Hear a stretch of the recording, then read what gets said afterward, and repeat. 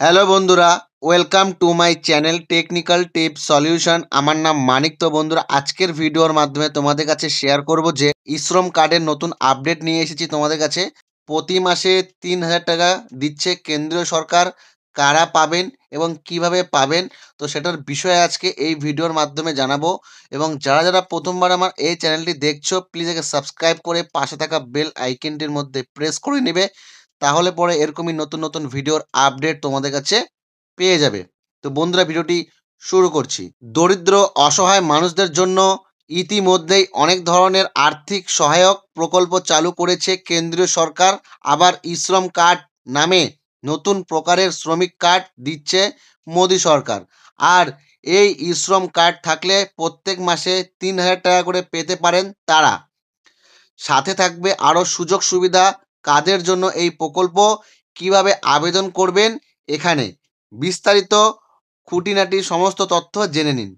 ই-শ্রম card self registration online. কি এই ই-শ্রম card? ই-শ্রম card প্রকল্পটি মূলত দিনমজুর এবং অস্থায়ী শ্রমিকদের জন্য আনা হয়েছে, যারা সাধারণত কোনো সঞ্চয় বা আর্থিক নিরাপত্তার সুযোগ পান না।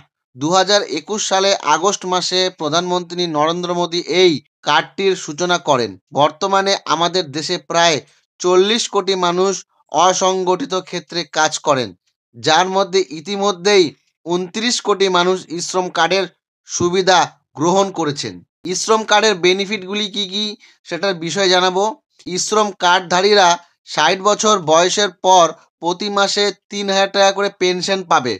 এছাড়া কর্মরত অবস্থায় দুর্ঘটনার ক্ষেত্রে ১,০০,০০০ টাকা পর্যন্ত স্বাস্থ্য বীমা এবং মৃত্যুজনিত বীমা হিসেবে ২,০০,০০০ টাকা পর্যন্ত আর্থিক সহায়তা পাবেন।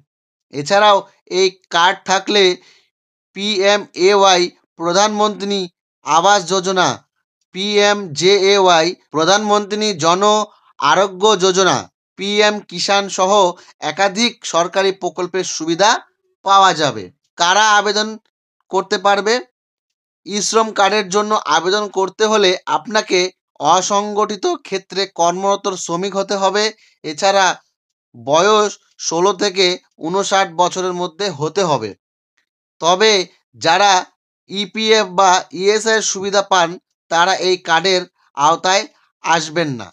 মানে যারা ইপিএফ বা ইএসআই সুযোগ পান, তারা কিন্তু এই প্রকল্পটি আবেদন করতে পারবেন না। কিভাবে আবেদন করবেন? যদি আপনি যোগ্য হন এবং এখনও ই-শ্রম কার্ডের জন্য আবেদন না করে থাকেন, তবে ঘরেই বসেই স্মার্টফোনের দিয়েই অনলাইন আবেদন করতে পারবেন। অনলাইনের মাধ্যমে আবেদনটি করতে পারবেন। আবেদন করার জন্য e-shrom.gov.in ওয়েবসাইটে গিয়ে রেজিস্টার অন ই-শ্রম কার্ডের অপশনে ক্লিক করুন। আধার লিঙ্ক মোবাইল নম্বরে ক্যাপচার কোড দিয়ে রেজিস্ট্রেশন শুরু করুন। এরপর ওটিপি যাচাইয়ের মাধ্যমে আবেদন প্রক্রিয়া সম্পূর্ণ করুন। যদি নিজে আবেদন করতে সমস্যা হয়, তাহলে নিকটবর্তী সিএসসি কমন সার্ভিস সেন্টার থেকে আবেদন করতে পারেন। এবং আবেদন করার জন্য কি কি ডকুমেন্ট লাগবে, সেটি হলো আধার কার্ড, আধার লিঙ্ক মোবাইল নাম্বার এবং ব্যাঙ্ক অ্যাকাউন্টের তথ্য লাগবে। বন্ধুরা, এটাই ছিল আজকের আপডেট ই-শ্রম কার্ড নিয়ে। তো আশা করছি বন্ধু, যদি ভিডিওটি ভালো লেগে থাকে অবশ্যই একটা লাইক করে কমেন্ট করে জানাবে যে তোমাদের ভিডিওটি কেমন লেগেছে। আর এরকমই ভিডিও পাওয়ার জন্য টেকনিক্যাল টিপস সলিউশন চ্যানেলটাকে সাবস্ক্রাইব করে দিতে হবে।